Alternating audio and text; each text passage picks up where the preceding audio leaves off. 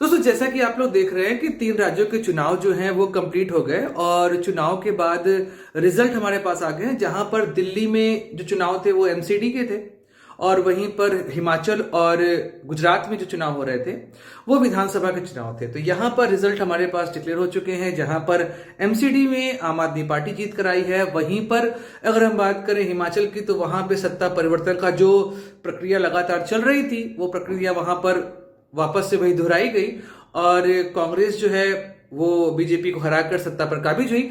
और वहीं पर अगर हम गुजरात की बात करें तो 27 साल से लगातार बीजेपी वहां पर रूल कर रही है और 27 साल बाद भी बीजेपी जो है वापस से अपनी सीट को गेन करती है और गेन ही नहीं करती है, एक ऐसी विक्ट्री पाती है जो आज तक गुजरात के इतिहास में कभी देखी नहीं गई। तो स्वदेश में दोस्तों, आज हम लोग बात करने वाले हैं इसी चुनाव का विश्लेषण और क्या आने वाले समय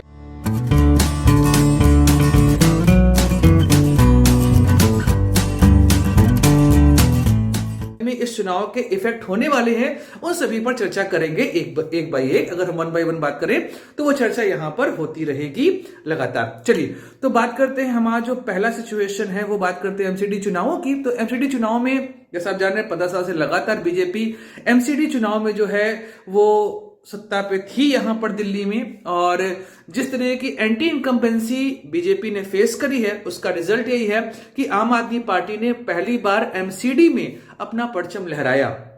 ये अलग बात है कि आम आदमी पार्टी ने जैसा क्लेम किया था वैसी विक्ट्री उसको नहीं मिली, फिर भी एक नई पार्टी के लिए ये एक बहुत बड़ा इवेंट है जहां पर उसने बीजेपी, जो कि विश्व की सबसे बड़ी पार्टी कही जाती है, उस पार्टी को उसने हराया। जहां पर बीजेपी के पास अच्छी खासी मशीनरी है, उस मशीनरी के बावजूद आम आदमी पार्टी जो है वो यहां पर जीत कर आई है। आम आदमी पार्टी के इस रिजल्ट का आने वाले समय में दूरगामी परिणाम हम लोग को देखने को मिलेगा। अब परिणाम है क्या, यहां पर ये समझते हैं। देखिए, आम आदमी पार्टी अब एक राष्ट्रीय पार्टी बन चुकी है गुजरात इलेक्शन के बाद। इसका नोटिफिकेशन जल्दी ही जारी हो जाएगा और आम आदमी पार्टी के रूप में हमारे पास 8वीं राष्ट्रीय पार्टी जो है वो आ जाने वाली है। आम आदमी पार्टी ने जिस तरीके से दिल्ली में लगातार काम किया, 2013 से वो लगातार दिल्ली में सत्ता पर काबिज हैं, वो एक बहुत बड़ी बात है। क्योंकि आम आदमी पार्टी एक ऐसी पार्टी जिसके पास कोई भी अनुभव ऐसा नहीं था जिससे हम ये कह सकें कि वो एक जो स्थापित पार्टियां हैं उनकी जगह ले सकती थी। लेकिन वर्तमान समय में कांग्रेस का स्थान धीमे धीमे आम आदमी पार्टी जो है वह लेती चली जा रही है। आम आदमी पार्टी ने वह स्थान अब ले लिया है जहां पर विपक्षियों को उनको सीरियसली लेना पड़ेगा। अब आम आदमी पार्टी को वोट कटवा कहकर आप खारिज नहीं कर सकते हैं। आम आदमी पार्टी ने दिल्ली के इलेक्शंस में बहुत अच्छा काम किया है और इस वजह से यहां पर सीधी बात निकल कर ये आ रही है कि आम आदमी पार्टी अब पूरे भारत में एक ऐसी पार्टी के फॉर्म में उदित हो रही है जो कि भारतीय राजनीति को पूरी तरीके से परिवर्तित कर देगी। आम आदमी पार्टी पर यह आरोप लगे हैं लगातार कि आम आदमी पार्टी जो है वो रेवड़ी कल्चर, जैसे हमारे मोदी जी कहते हैं, रेवड़ी कल्चर पे काम कर रही है।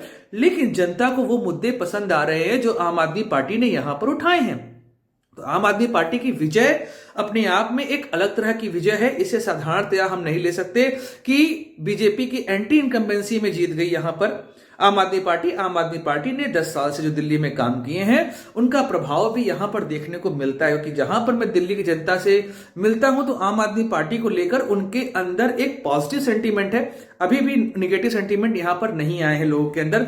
लेकिन यहां पर आम आदमी पार्टी के लिए एक सबक भी निकलता है कि जिस तरीके से असेंबली इलेक्शन जो कि 2020 में हुआ था, उस असेंबली इलेक्शन के बाद जिस तरीके से आम आदमी पार्टी का वोट शेयर इस बार गिरा है, वो वोट शेयर आम आदमी पार्टी के लिए चिंता का विषय है। क्योंकि बीजेपी ने अपना वोट शेयर बढ़ाया है और आम आदमी पार्टी का वोट शेयर यहां पर गिरा है। इसलिए आम आदमी पार्टी को चेतने की आवश्यकता है। दूसरा, आम आदमी पार्टी के ऊपर जो करप्शन के आरोप लग रहे हैं उनके अलग अलग नेताओं पर, जो जेल का इश्यू अभी उठा था सत्येंद्र जैन वाला, वो सारे ऐसे इश्यूज हैं जिस पर आम आदमी पार्टी को काम करने की आवश्यकता है। अब बात करते हैं हम लोग हिमाचल इलेक्शन की, फिर आएंगे गुजरात के मुद्दे पर। क्योंकि गुजरात का मुद्दा इतना आसान नहीं था, उसको समझना बहुत जरूरी है। क्योंकि मोदी लहर जो लगातार चल रही है उस मोदी लहर का प्रभाव वहां पर देखने को मिला है।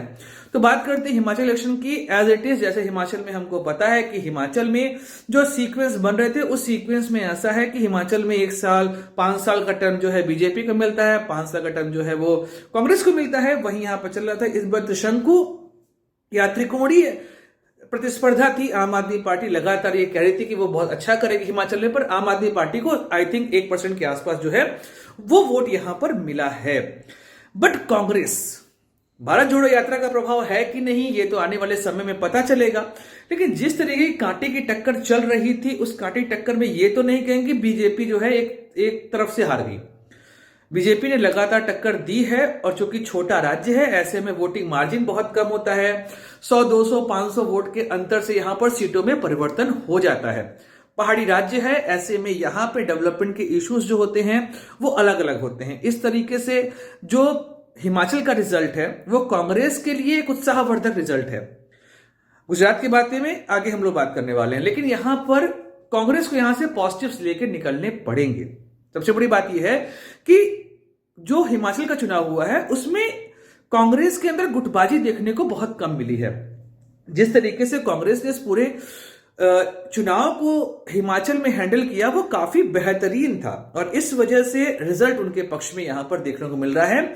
और बीजेपी के अंदर होने वाली गुटबाजी ने बीजेपी की जो नैया है वो डिबो दी। जेपी नड्डा हिमाचल से ही आते हैं, उसके बाद भी वहां पर गुटबाजी को थाम नहीं पाए, समय के साथ चीजों को सॉल्व नहीं कर पाए। इसका प्रभाव जो है वहां पर हम लोग को देखने को मिला है कि बीजेपी जो है वहां पर चुनाव हार गई है।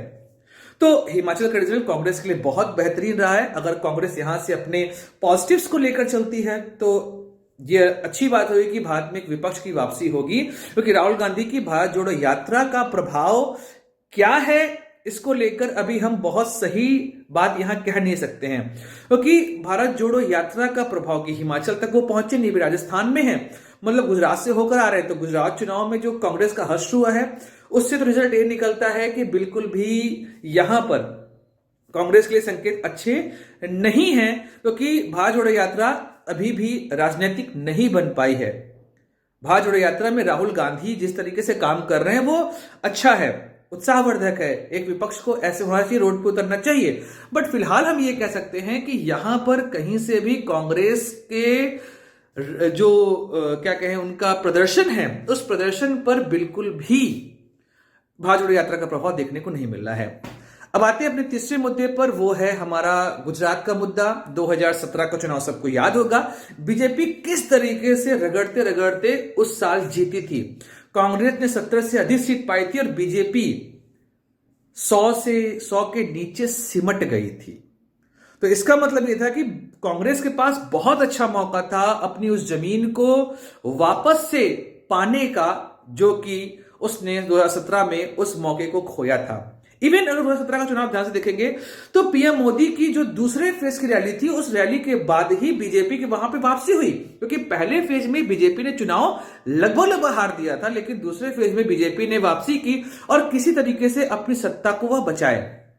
लेकिन कांग्रेस के साथ वही चलता है कि वो गलतियां लगातार दोहराती रहती है, और वही बात यहां पे हुई कि गलतियां दोहराई। अपने जितने भी उनके लीडर थे उन लीडर को वो रोक नहीं पाई। पाटीदार आंदोलन जो 2017 में चल रहा था, उस आंदोलन का प्रभाव यहां पर बीजेपी के ऊपर दिखाई दिया था। बीजेपी की सीटें गिरी थी, लेकिन हार्दिक पटेल को कांग्रेस ने खोया, और उसके बाद पाटीदार आंदोलन जो है वो अभी पूरी तरीके से वहां पर शिथिल हो गया। इस वजह से ऐसा कोई मुद्दा यहां बचा नहीं था जिसकी वजह से कांग्रेस जो है वो आगे बढ़ पाती।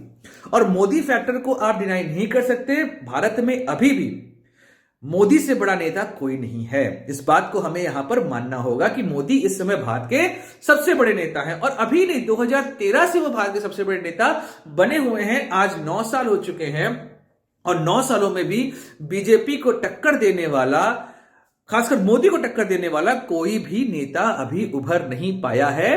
विपक्ष पूरी तरीके से नेतृत्व विहीन है। आप ये समझिए कि 27 साल की एंटी इनकम्बेंसी को मात देते हुए गुजरात के इतिहास की सबसे बड़ी विजय प्राप्त करना ये आसान बात नहीं है। मतलब ग्रास रूट लेवल तक या बूथ लेवल तक भाजपा का प्रभाव दिखा है, इस बात को हम नकार नहीं सकते हैं। तो भाजपा की जो विक्ट्री हुई है गुजरात में, वो विक्ट्री आसान नहीं थी, लेकिन हिमाचल और दिल्ली में हार के बाद बीजेपी को संभलना होगा। कारण यह है कि बीजेपी के ऊपर बहुत सारे आरोप लगे हैं, और उनमें सबसे बड़ा आरोप है अनएम्प्लॉयमेंट का और महंगाई का।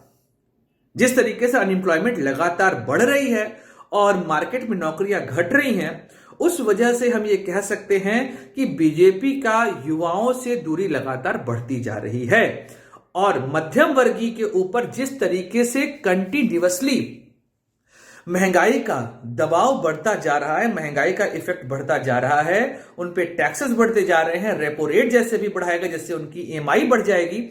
इन सब के बाद अगर बीजेपी को संभलना है तो उनको मेहनत करनी पड़ेगी, उनको यहां पर इसका रिजल्ट जो है वो देखना पड़ेगा कि आखिर भाई प्रभाव क्या पड़ रहा है और बीजेपी को इसमें संभल काम करना पड़ेगा, वरना 2024 का चुनाव उनके लिए आसान नहीं होगा। लेकिन फिलहाल समझ में नहीं आ रहा है कि कोई भी टक्कर उनके सामने 24 में नहीं है। सच्चाई यही है। हिमाचल का चुनाव राष्ट्रीय स्तर पर कोई खास प्रभाव नहीं डालेगा, लेकिन जिस तरीके से बीजेपी ने गुजरात की विक्ट्री प्राप्त करी है वो पूरे भारत के चुनाव पर अच्छा खासा प्रभाव डालेगी। इसलिए यहां पर संभलना है और 2022 में चुनाव है, अगला चुनाव 2027 में होने वाला है, तो 27 का गुजरात का चुनाव जो है उसके त्रिकोणीय होने की संभावना बहुत ज्यादा है, क्योंकि आम आदमी पार्टी ने भी 12% वोट शेयर प्राप्त किया है।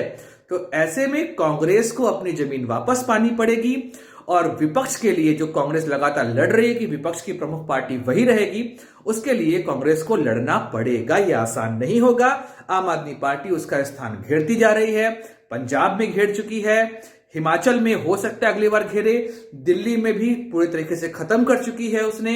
कांग्रेस को धीमे धीमे समेटती हुई दिख रही थी यहां पर आम आदमी पार्टी, वही चीज हमको गुजरात में देखने को मिला है कि आम आदमी पार्टी का उदय हो चुका है। आम आदमी पार्टी वही पार्टी थी जो 2017 के चुनाव में जिसकी सभी सीटों पर जमानत जब्त हुई थी, उस बार उसने 12% से ज्यादा वोट शेयर प्राप्त किया है। इसलिए संभलना होगा कांग्रेस को और बीजेपी को, मेहनत करनी पड़ेगी अनएम्प्लॉयमेंट के मुद्दे पर, बीजेपी को महंगाई के मुद्दे पर काम करना पड़ेगा और साथ ही साथ जो कोविड केसेस के दौरान लापरवाही का आरोप लगा है उस आरोप से भी बीजेपी को अपने आप को पीछा छुड़ाना पड़ेगा। यह आसान नहीं होगा। तो दोस्तों, यहां पर द स्वदेश में हम लोगों ने चर्चा की इस तीनों चुनाव की और उम्मीद करता हूं कि आपको इस चुनाव का जो एनालिसिस है वो काफी बेहतरीन लगा होगा। ऐसे ही हम लोग अब और एनालिसिस करते रहेंगे और उम्मीद करता हूं हम लोग आगे बात करते रहेंगे। तब तक इस वीडियो को लाइक करिए, चैनल को सब्सक्राइब करिए, वीडियो को शेयर करिए। तब तक हंसते रहिए, मुस्कुराते रहिए और भारत माता की जय गाते रहिए।